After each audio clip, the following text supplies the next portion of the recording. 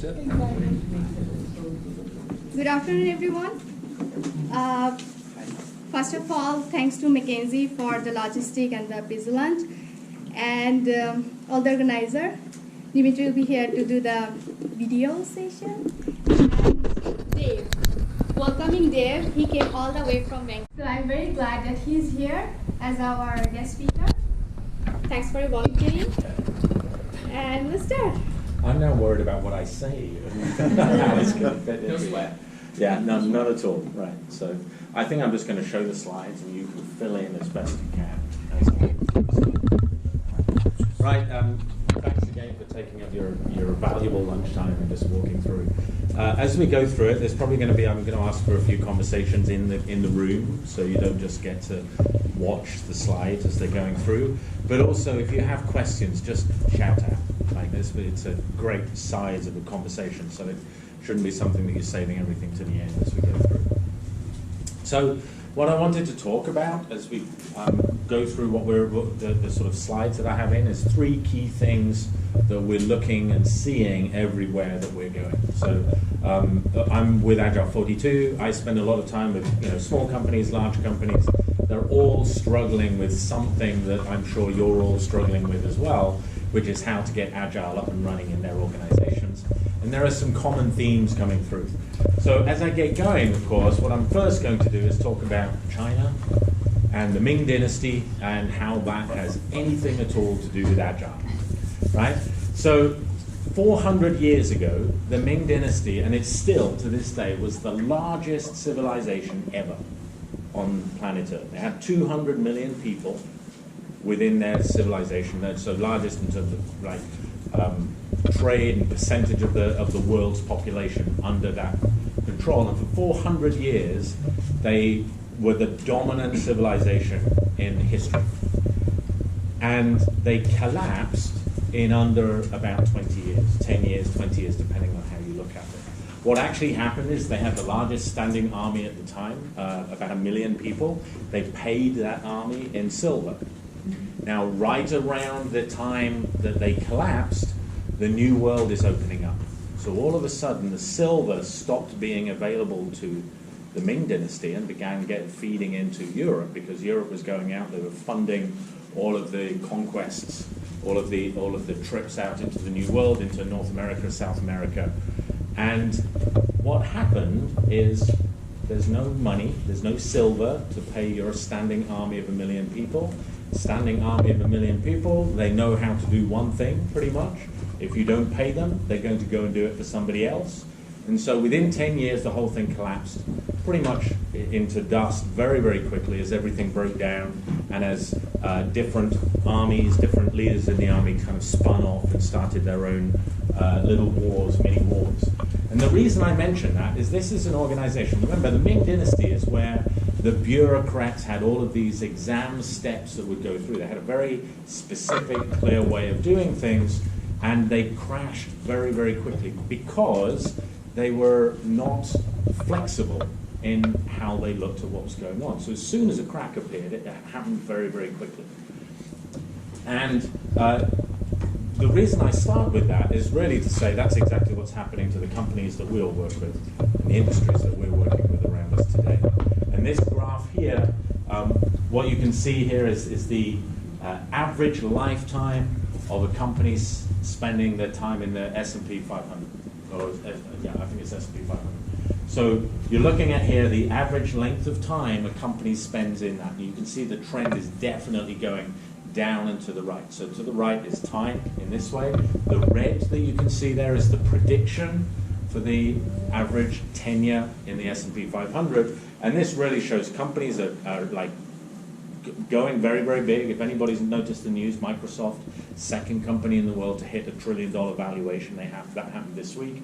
And yet, at the same time, many, many companies are collapsing just as fast, partially because of that whole problem of not having a resilient organization, but having a fragile organization that is highly specialized, as the Ming Dynasty was, very highly specialized, very focused on doing one thing very, very well. But as soon as you change the environment about it, everything cracks really quickly. Sorry, Dave, just one question about that being specialized. A lot of the people would talk about being in a very niche market. Yeah.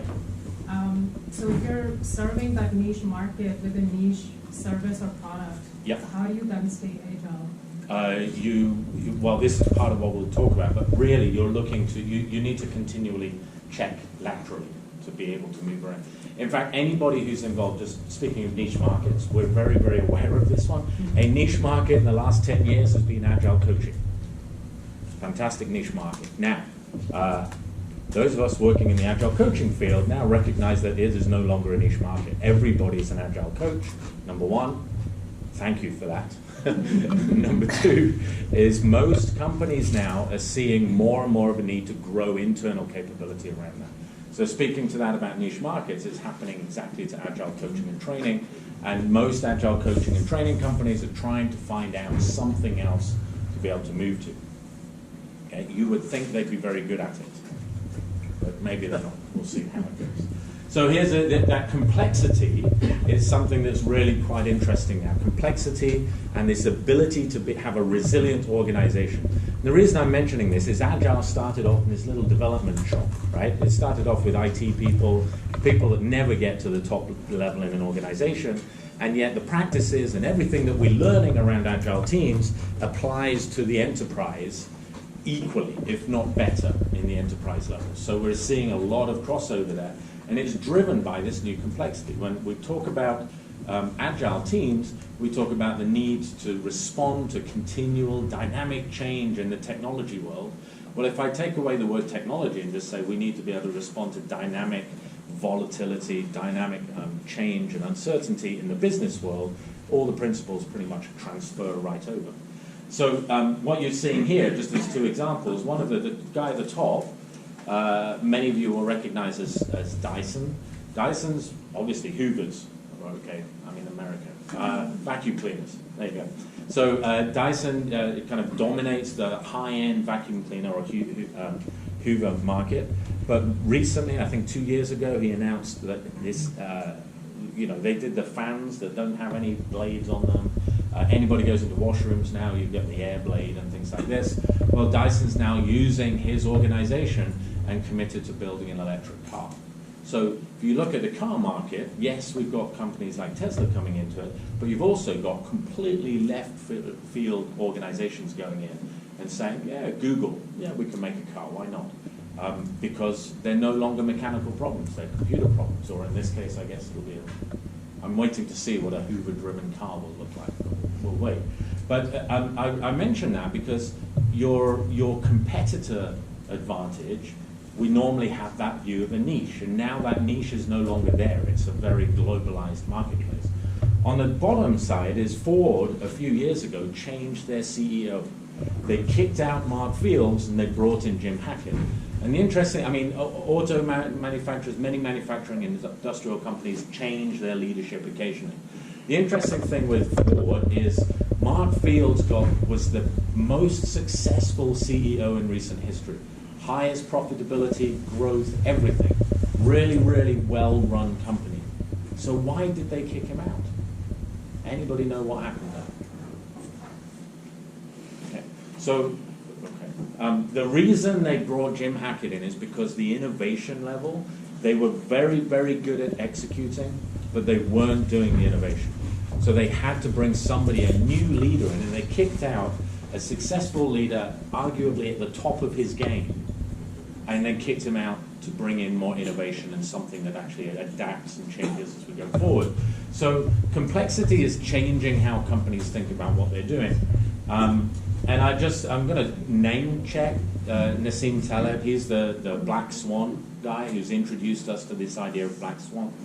And more recently, his last book, but one, he talked about anti-fragile organizations and resilient organizations, as Brian Walker just talking about resilient organizations. So let me explain the difference between an anti-fragile organization and a resilient organization. So this graph here is as I increase the stress on an organization, what happens to the ability for the organization to gain benefit of some sort or to lose or have some cost with it. And this one here, the one with the break, that fragile organization, that's the Ming Dynasty.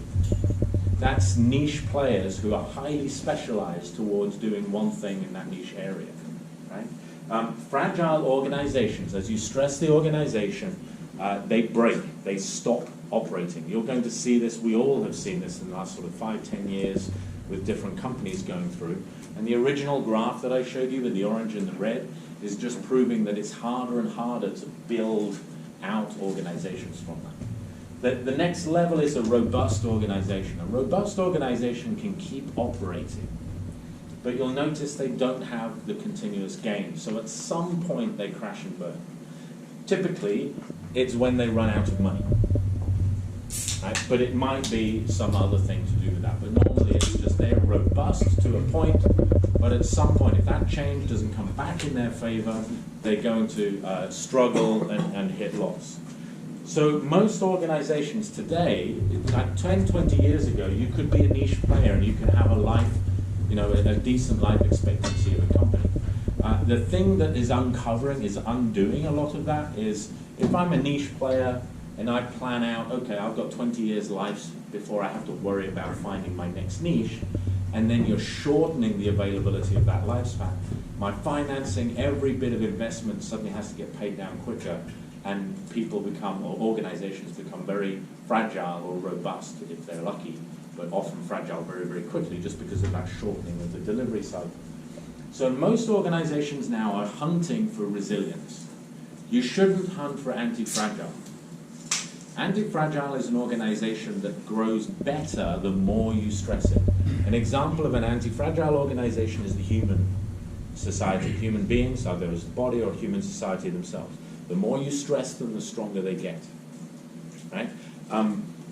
You can have anti-fragile economies, but you rarely have a single anti-fragile company, because the economy, if you think of the economy, you might lose certain companies in that economy, but other companies will come in and fill the gap. So while the economy may be anti-fragile, the companies in it will not be. Right? So most organizations, you're not focused on anti-fragile, you're focused on being resilient.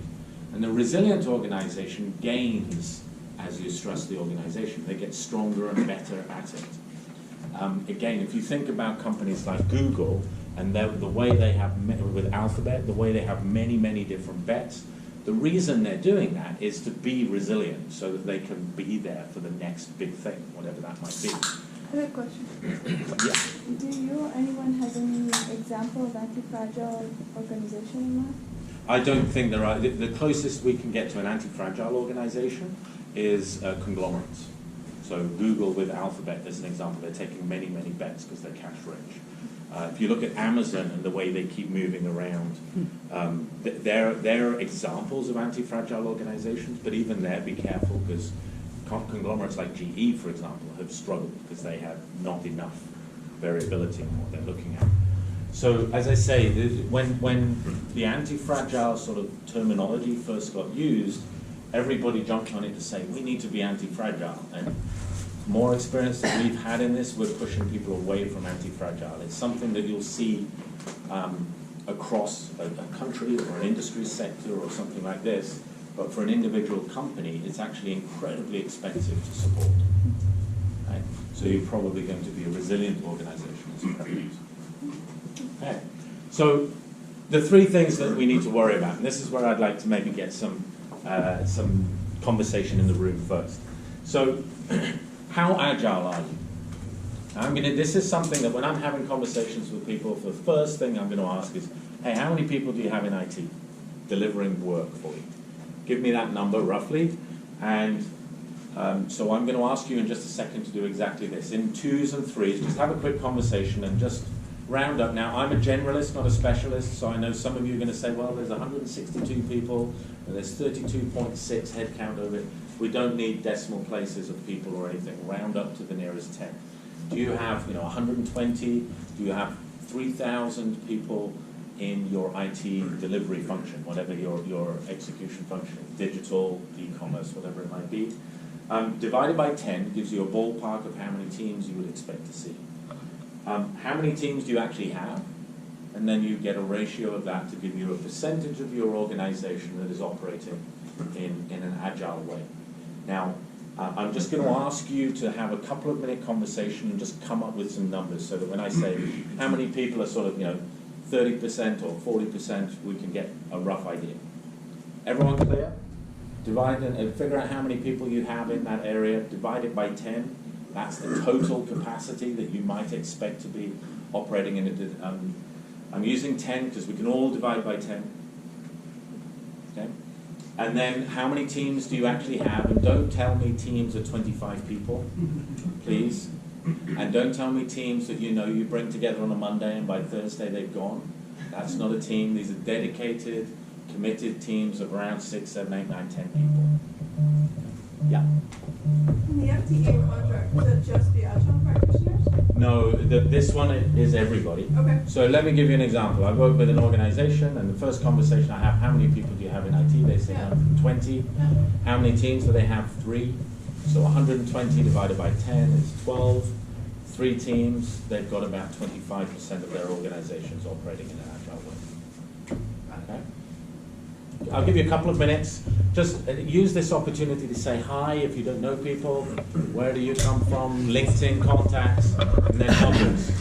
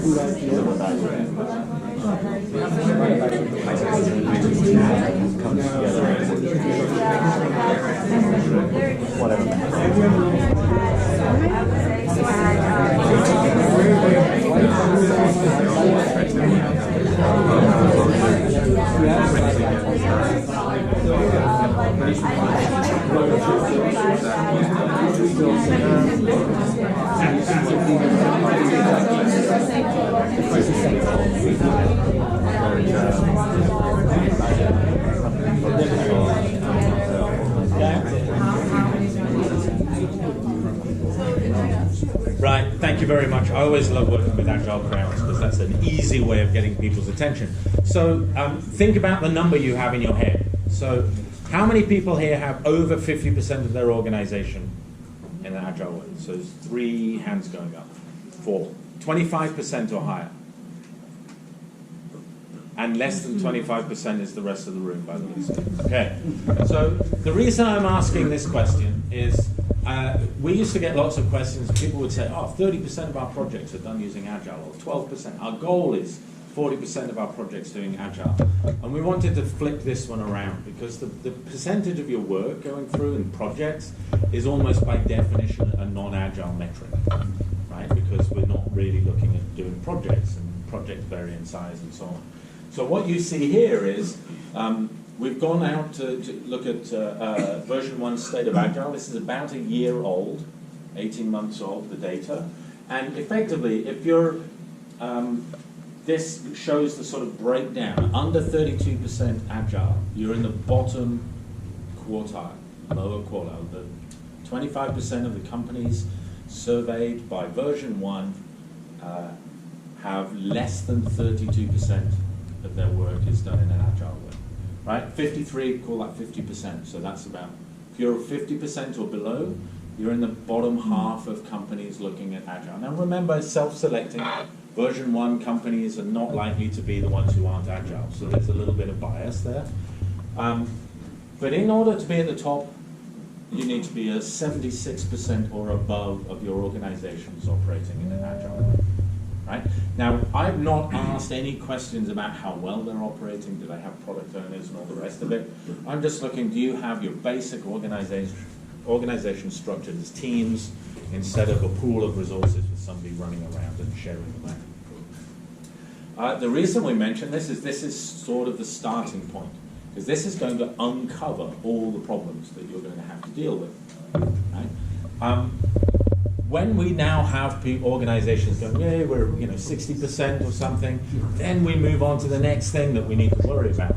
Actually, before I do that, a few things to look for. Cross-functional teams, everybody's probably seen this book. If you've not seen the video of David Marquette talking about it, I highly recommend YouTube watching. Just go find it. It's probably a 30 or 40 minute video somewhere out there. Turn the ship around is really this whole shift in focus from I'm the one in charge, let me tell you what to do, to tell us what your intent is. The phrase I always think coming out of that is, what is your intent? What do you intend to do? Great, go ahead and do that. That sounds like it's a good way of doing it. The background to this is that the Captain David Marquette took over a submarine. If you're not familiar with it, in the US Navy, you spend a year learning how every nut and bolt and switch and button and so on inside that submarine operates. So that as a naval officer is very, very hierarchical, you know how everything works, therefore you can control everything in that submarine. And what happened to David Marquette is right before he took over the submarine that he had learned about, he got transferred to a different submarine that he hadn't learned about. And it was the worst performing submarine in the fleet. The captain had had enough and quit and left it captainless, and so they brought David Marquette in. And the problem he had is it's a nuclear submarine, and when he asked the people in his crew to do things, they just blindly did what he told them to do, but he didn't know how the submarine worked. Right? Which means you're in very real danger of, just go ahead and push that button and then something very nasty can happen. And he tells a great story about how to do that. He had to take over leadership knowing that he had no understanding of what's going on. So this shift in mindset is something that you're going to get when you have teams. Because all of a sudden the teams do loads of stuff. So the background to everything that we just talked about is if you've got all of those teams, your middle management layer, leadership layer, has had to learn this book. They've had to figure that out. Just while I'm looking at this, I found this, before I move on to the next bit, I think this is a fantastic way. I dare you to use this when talking to leadership, because the Western model defines it really nicely, which is pathological is power-oriented. That's why I dare you to use it. You've got to use the word pathological and say your leadership's pathological. Pathological is power-oriented. That's where you've got to do exactly what I'm going to tell you. Bureaucratic is rule-oriented. Follow the rules. Many of us typically, we don't, unless you're really unfortunate, work in a pathological environment, but a bureaucratic is absolutely normal. Anybody working in the bigger organizations, that's how they grow. Generative is performance-oriented. Right? And generative is where you're trying to get to. I've just come from a meeting earlier today where we're trying to talk about moving from a rule-oriented organization and leadership model to a generative one. And it's difficult because generative, you're held accountable for it. In a rule-oriented organization, you can point to the rule and say, hey, I just followed the rules. Can't help it if we didn't achieve what we needed to. In the generative one, you're responsible for achieving the results. So, of course, you have to be able to miss results. Right? And again, that's something that can be quite difficult. So, the second thing, once you've got a bunch of teams, you need to talk to them about delivery and how frequently they deliver. So this is what I typically talk about here, is shortening the delivery cycle. This is how long it takes you from the moment you come up with an idea and go, yeah, we could go live with this feature, to the moment your customers are using that feature. And in most organizations, that length of time is measured in months. In some organizations, it might be measured in weeks. In agile, truly agile organizations, that's measured in days or hours. Right? And what I want to point out here is I would say 5 years ago, nobody talked about it. In fact, anybody here familiar with Scaled Agile Framework or SAFe? Right? Remember when SAFe came in, they talked about PIs, 2 and 3 month agile release trains. SAFe played an incredibly important role in this direction because at that time, people were releasing every 6 months or 12 months whether the customer needed it or not. And they just weren't used to the idea. They couldn't get their head around releasing more frequently. And what SAFe generated was a belief that you could release in 2 or 3 months, every 2 to 3 months. So all of a sudden these release trains popped up everywhere and people started thinking about quarterly releases or every 60 days. Today, that's holding SAFe back more than nearly anything else, apart from a few other things. But that focus on release trains, again, I've come from in conversations where people talk about doing product increments and planning over 3 months. Well, nowadays, you want to be releasing many, many more times than that. This is 2015 data. Again, bit of selection bias. But see, the best companies in the world were releasing 200 times a year. So call that once every day, working day, something like that. And today, well, 2016, so 2 years ago, they're up in the thousands of releases per year, the best performing companies. And nowadays, it's not unusual to see companies talking about getting hundreds of thousands or millions of releases a year. Big organizations, I'm not talking about startups. So the release frequency, again, looking around for data behind this so that I can use it when I talk to people. We looked at, this is a release where basically they're releasing about once a week, less than once a week, think of that as daily, more than a week, and then more than a month. So I'm going to ask you, same conversation again, have a quick conversation. On average, in your organization, are you releasing daily? Are you releasing about once a week? Call it once a sprint. So let's pretend 2 weeks fits into that, right? And then, are you releasing monthly or longer? Just have a quick conversation around that one as well. I'll give you a few minutes to do that.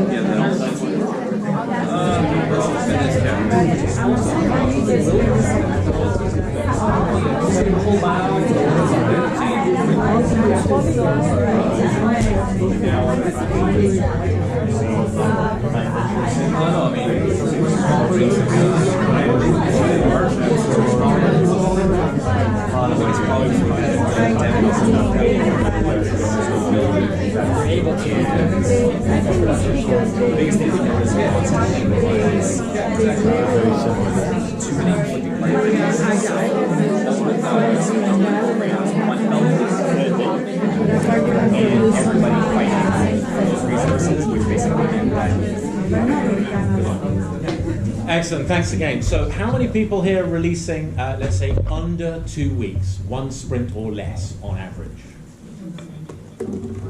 Okay. Again, you see it when we asked the first time around, 4 or 5 people, same response, 4 or 5 people, different companies, or at least different people's hands going up to some extent. What about under a month? Yeah, so about double again. The date that's like they're very much project based. So depending on what was on the table, we could get it done in a 1 month period, or good luck, it's going to take a whole quarter and something. And if it's a quarter, you're doing well. Right? I mean, I've seen it. You know, I know. So here's again, the interesting thing here is the data. I talk about it being slightly, yes, we're cherry picking the data. This graph here is from Puppet Labs DevOps Report Survey. So you can imagine everybody answering this question 3 or 4 years ago, they were all at the cutting edge of DevOps, because otherwise they don't know who Puppet Labs are, right? By the time you're looking at this data here is not purely DevOps driven. This is companies or organizations like D-Zone. It's definitely a developer zone, and it's definitely got an agile bias, but it is not just about DevOps, right? And the other one is Alpha HQ. Again, the same thing, and they're actually looking at product managers releasing. They're not worried about the technology side. So at this point, you're now looking at the kind of the best of the best in this space. And so again, upper quartile is less than a week. So if you're measuring it in days or hours, you're in the top 25% of companies who answer these surveys. I'll pretend it's global, but answer these surveys. Yes. So what would be the difference between just being pure tactical versus being upper quartile? Upper quartile is like they just do this right. They would never think of going longer than a week without releasing something. But it's still quite bland. It's not, here's a problem, fix it, solve it. No, I'm not talking about hot fixing or just fixing stuff, because that's the way that the waterfall teams go. We release all the time. Right. No, you've got quality problems. Lots of bugs. So that's slightly different. What you're looking at here is the organizations that sit up here, they drive their business through continual releases. So if I can give you an example of that, Best Buy Canada, I don't have the slide at the moment, but Best Buy Canada went from 3 years ago, a waterfall organization was released 4 times a year. They now release daily. They're just continually releasing. What they've seen on their bottom line is they're now, in the last 12, 18 months, they've had product releases where they have topped every retailer in Canada in terms of the revenue generated by, for example, Samsung releasing the S9 and the S10 and things like this. iPad, Apple releasing their latest products. And we all go online and you can place pre-orders and so on. Well, they're killing it there because they have this habit of releasing quickly. They can change, they can turn on a dime. It isn't hotfix territory. It's changed the way the business thinks. So now the business is looking very, very much more closely at what they can achieve.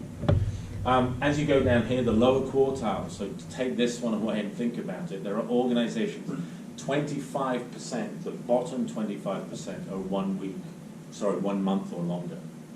So the reason I mention that is I work with a lot of the big financial institutions, and they're still working, they're like struggling with 2 and 3 month release cycles. And they think that's good. It is good.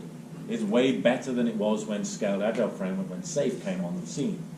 But it's not where you need to stop, because you're still in the bottom 25% of technology companies.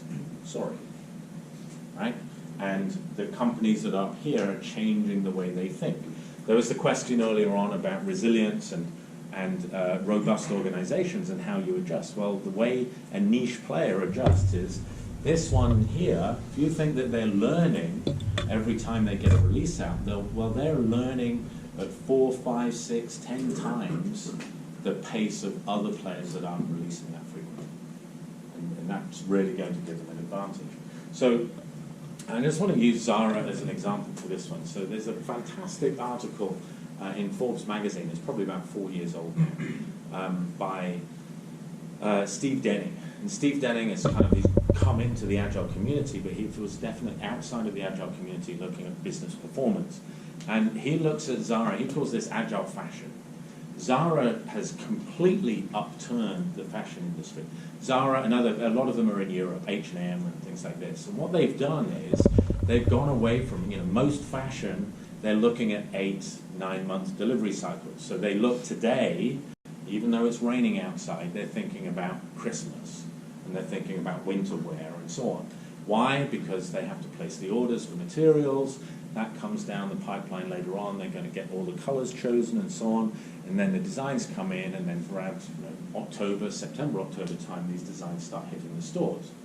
Well, Zara's time frame is 6 weeks. So Zara is not thinking about winter at all. They're worrying about when the sun is out. What are people going to be wearing, wandering up and down the streets here in 6 weeks' time? And they're getting that product built. Now they're building smaller batches of it, but they're getting it into the stores. And the interesting thing is then, two things happen. One is they don't have bin-end sales. You go around most fashion companies at the end of the season, that's my family, that's where I buy my clothes. Sorry. Okay? So that bin-end sale mentality hits profit. Zara has one of the most profitable fashion companies because they just don't do bin-end sales. They can see what's moving off the shelves and they'll make more of it. And they stop making the stuff that doesn't move off the shelves. But that 6 week thing is really driving change.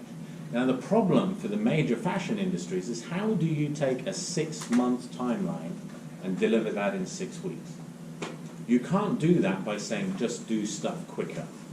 You've got to renegotiate every element of your supply chain and totally rebuild how you're doing things.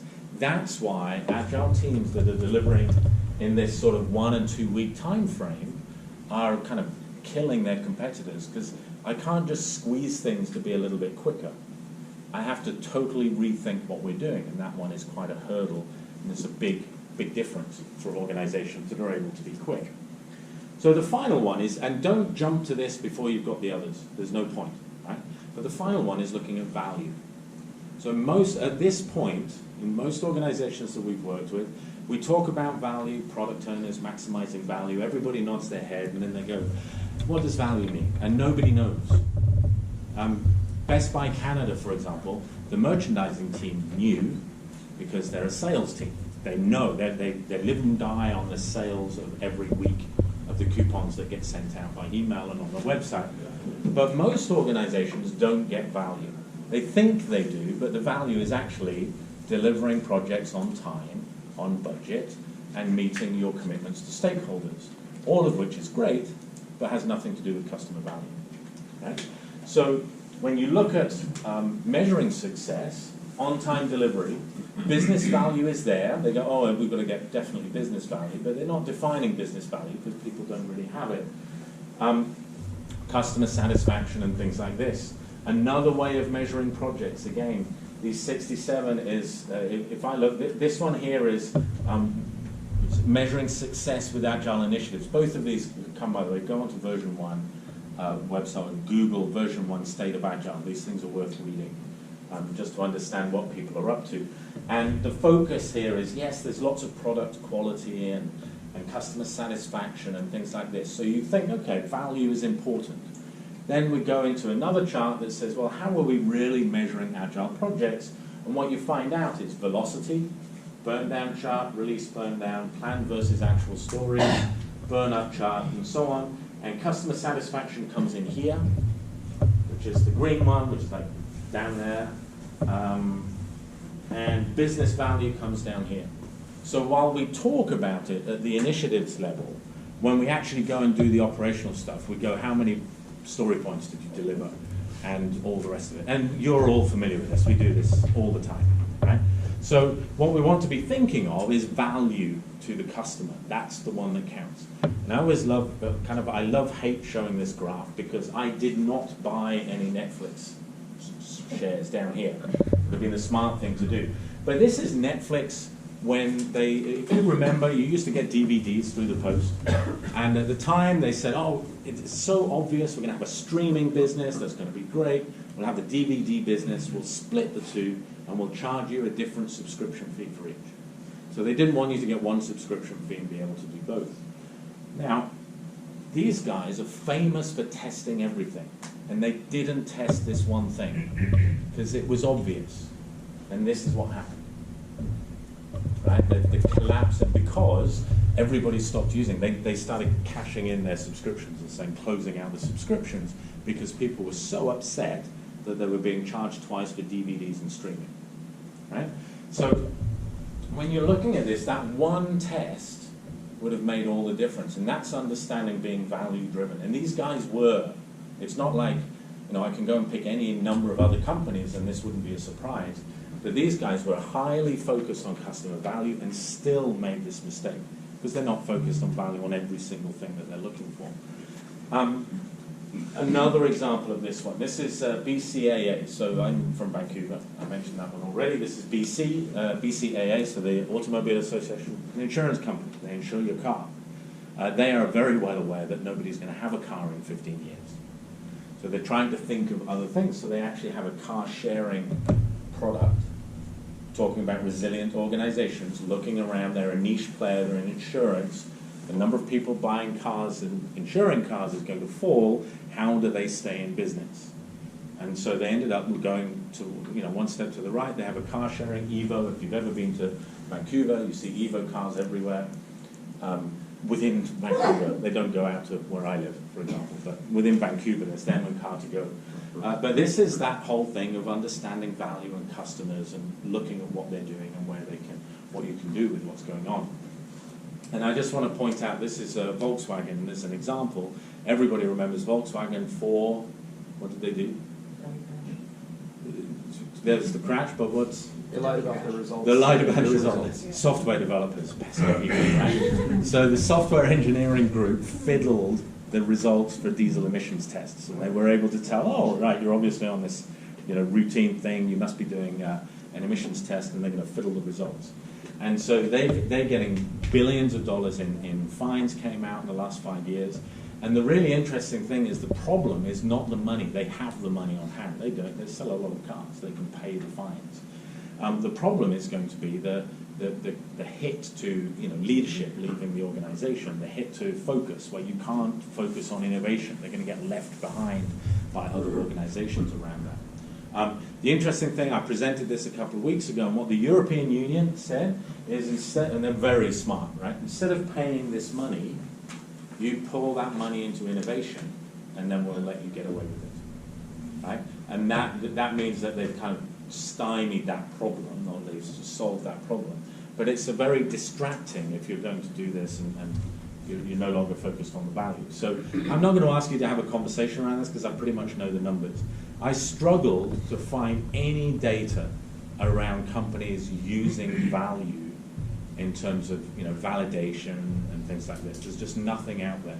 So the one thing I could find is this is effectively the experiment frequency. How frequently do you get stuff in front of a customer and validate that they're interested, their value is useful to the customer? This is less than a week, less than 2 weeks, or within a sprint, let's say, three sprints or 6 weeks, and rarely if ever. And what you find out here is 50% of, these are high-performing IT organizations, 50% of them still don't validate anything. There's some product owner and a product group and a business group that has all the bright ideas. They push them out to the customer. There is no validation going on. The top 50%, so is less than, is around a sprint or two. 10 days, so it's over a sprint. You might release something and get feedback. And the top 25% are doing it much more frequently. So if you want to look at where you can leap ahead, most organizations now, rolling teams out, getting teams launched and so on, you're all practiced at that. That's pretty much, that's that agile coaching niche that just disappeared, right? Although we're very good at it, and if we can help you, just let us know. Okay. The frequency of delivery, like that pace of delivery and shortening the cycle time, there is loads of really good tooling out there. know people like Peter are really, really good at this stuff, and there'll be other people in the room, I just don't know you as well. So definitely, shortening that delivery cycle. There's tools out there. Everyone's working on continuous integration, continuous delivery pipelines, and things like this. This stuff, nobody's really working on yet. Okay, we're just now beginning to have conversations around design thinking and validated learning and lean startup. This is kind of lean startup type stuff. So if you're wanting to leap ahead of your competitors, look at this from the learning perspective. Okay. With about 10 minutes ago, just under 10 minutes, these are the 3 things to worry about, right? So you've got to get most of your capability, of your delivery capacity, into dedicated teams. I'm not arguing too much about Kanban and Scrum and things like this. I'm just talking about stop thinking about resource management and moving headcount around. Start thinking about dedicated teams that are working together over multiple projects, if you're still using projects, which many of you will be. That's what you're trying to get to. So one of the banks that we worked with, and this is one of the Canadian banks, but one of the banks we worked with, here in Canada, they have around 600 individuals involved in development, so QA, BAs, and so on. And of those 600, they have 50 teams. They're well over the 75, 76% that they need to be in that top 25%. Okay? And those teams are dedicated, they're working the whole time, they're on projects, or they're on products that they're working on, and they know, they've got permanent seats, and they can kind of leave things on the desk because they're going to come back there every day. Release frequently. In fact, release under a week. You want to be looking at breaking the releasing at the end of the sprint. You want to first of all get to releasing every sprint, for sure, right? And then once there is, can you break it down even more? And you'll typically find once you're releasing every sprint, that next step is a lot easier than it might look today. Okay? So that's the second thing. And this is only valuable if you're learning as you go. Right? If you're not learning as you go, it just means you're releasing other people's ideas really quickly, which is great, but you're now going to carry a cost for no real benefit because somebody's got to maintain all of the test automation, all of the configuration automation in your pipeline and so on, and that's only going to be valuable if you're learning and being able to steer the ship as you go, which is where the experiments come in. Oh, there we go. That's pretty much it. I wanted to open up the questions. There's my little thank you very much. So any questions coming up as a result of that? Yeah. I find that a lot of the times people actually have trouble defining what value means because in different teams it might be a different definition. So is there a way to standardize that and try to come up with something that people can relate to as an organization as opposed to various teams just holding on to whatever? So I think we're trying to get too simple there. So if this is a bit like the velocity measure. Velocity measure is a very valuable measure. It tells us a bit about capacity and growth and things like this. But if I only focus on velocity, it drives very poor behavior because now I subvert everything else to maximize velocity. If I take revenue, for example, well, you can keep raising your prices, you'll get revenue in, and you might get more revenue in for a brief period of time, but somebody's going to come along and just scoot that away. What I find interesting, like if you look at Uber and Lyft versus taxis, it's not about money. That's about experience. Many of us here probably have used taxis, and many of us have used Uber or Lyft, and the experience is very, very different. The cost is, okay, there's a couple of pennies here and there, and it depends whether you get the surge pricing hit or not, but the money is less of an issue. So be wary about trying to find one number. And the other thing is most organizations, apart from those really close to the market, so I go back to Best Buy Canada again, they're competing with Amazon. They're very aware of their revenue per visitor coming onto their stores and things like this because they have to be. But most of us work in organizations that quite frankly don't have to be.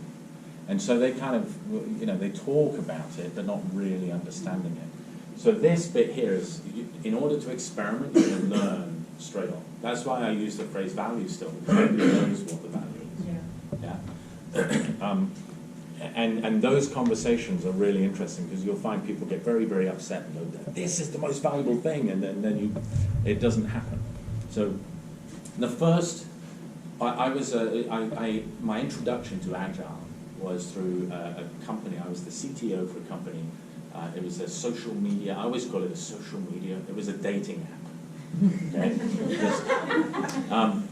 I can tell you a lot of things, but that's a different talk. But in that dating app space, right, this is about 10 years ago, the market was growing like crazy. And we got to the point we were releasing like lousy, and we got to releasing every week or 2 weeks about 10 years ago. And the product owners were absolutely convinced they knew what people needed. And we got data from 2 years of releases where the graph went like this. This was the new users coming on and giving us revenue. It looked fantastic. But then we looked at it, every single release where you'd expect to see a step, nothing at all. It was a really, really tough moment for the product owner group because what they realized was no ideas they had had in the last 2 years had any impact on user growth and on engagement and things like this. And it was only at that point, it took about 18 months, 2 years, it was only at that point where the product owner group realized they'd better learn what value meant. And they started going in deeper and they did a lot of other things. Okay, so yeah, it's not one thing. Any other questions? So I have a question around releasing frequently. Don't you think it depends on business to business, like the nature of the business? E-commerce site would release frequently, less than a week or 2 days or 10 days, versus a financial institution month. Right, so I'm going to, okay. If I'm trying to work with you, I go, yeah, no, you've got to take it. No, it doesn't have any bearing on it. Why do you think that? I mean, I think that, like, for example, if you talk about e-commerce sites, like Amazon or Best Buys, they have that audience that's looking for new things and new ideas, or they have to upload their catalogs or something. So they have that need of releasing. So do financial institutions. I need stuff from my bank. Like, what is changing every day in the banking institution is my question. Customers and the way customers interact. So let's talk about the need of the customer. So let's talk of a small group where they come for banking, checking, transferring money, balances, making payments online. What else do you think can change? So did you want to dive in? Yeah, I'd love to answer that. So there's a bank in the UK that's opened up called Starling Bank. Fascinating bank, mobile only. You download the app onto your phone, you have a UK registered phone for it, and they take a video of you saying, I now bank with Starling, and I use that for the know your client part of the verification. And everything else is done through this device. Mm-hmm. And they manage all of the relationships, all of the pieces, and the customer experience is very, very different to that you would get from a traditional high street bank. So the value to the customer is I can have a bank account if I'm a UK citizen within minutes.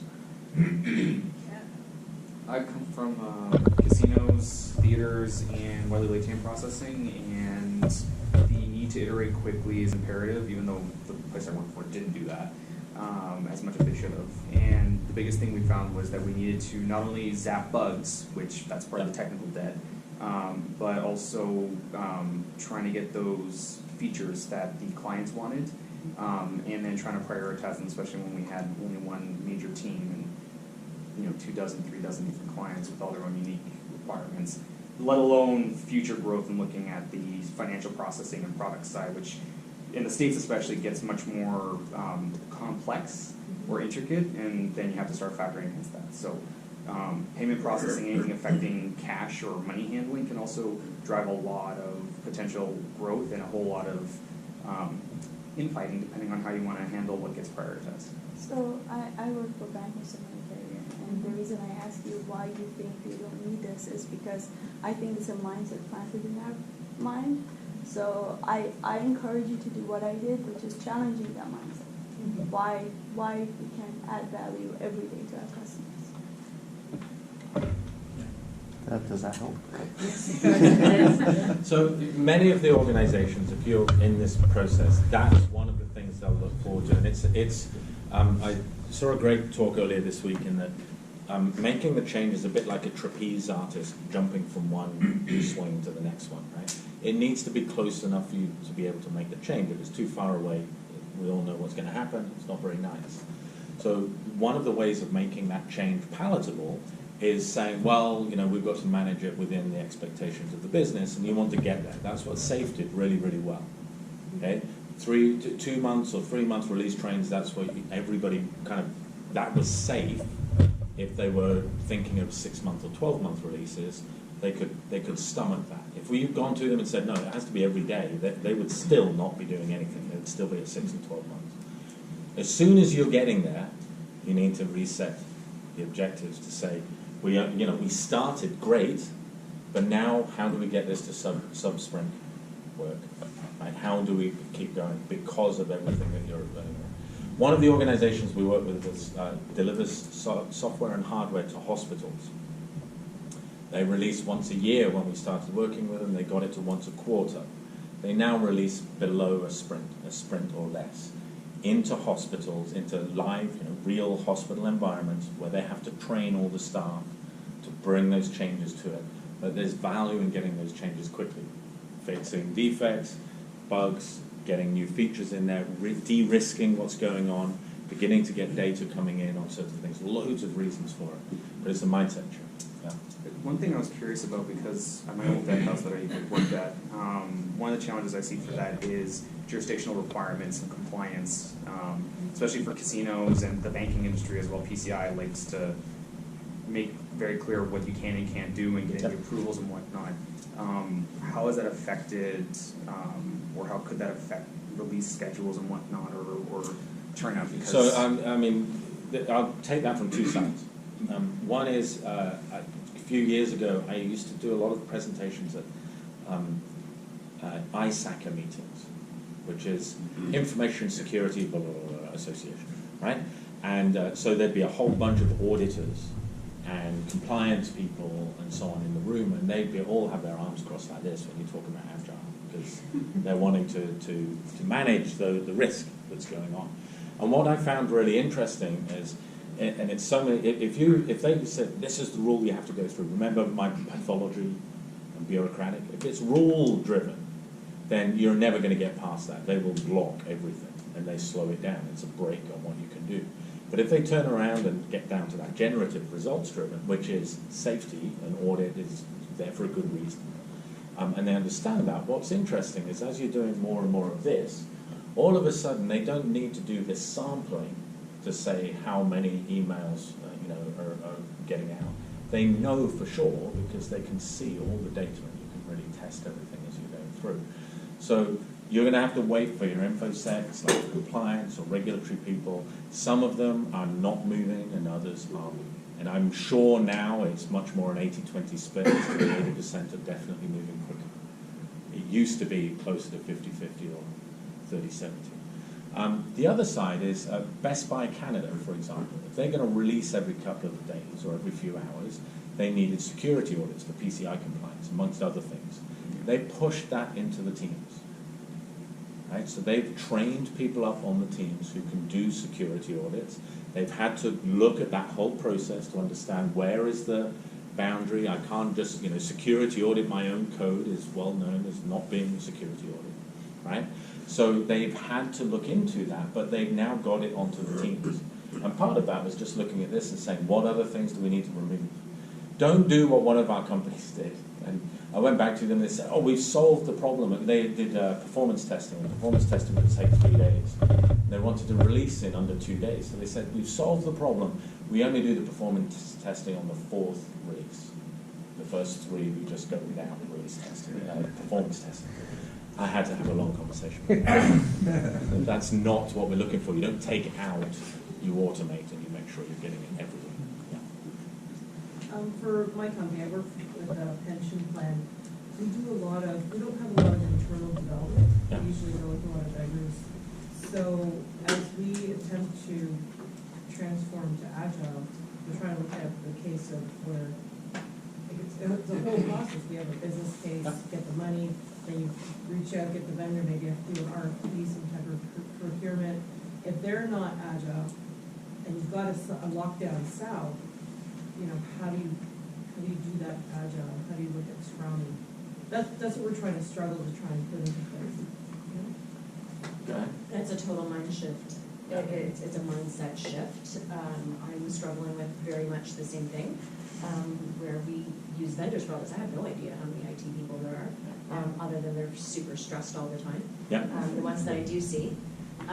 But at a C level, I'm having a very difficult time explaining why I don't want to write a five-page business case and then write the full waterfall. I'm having a really hard. They're so resistant to just even how do you measure value of people's time every day that you spend fixing things internally. And that's a mindset. Yep. We're very much command and control, so that book that you were talking about. Pathological. Just use the word pathological, please. And text me when you get another job. How are we going to do that? Monday. We're really looking at change management from like all levels down, but we're just trying to.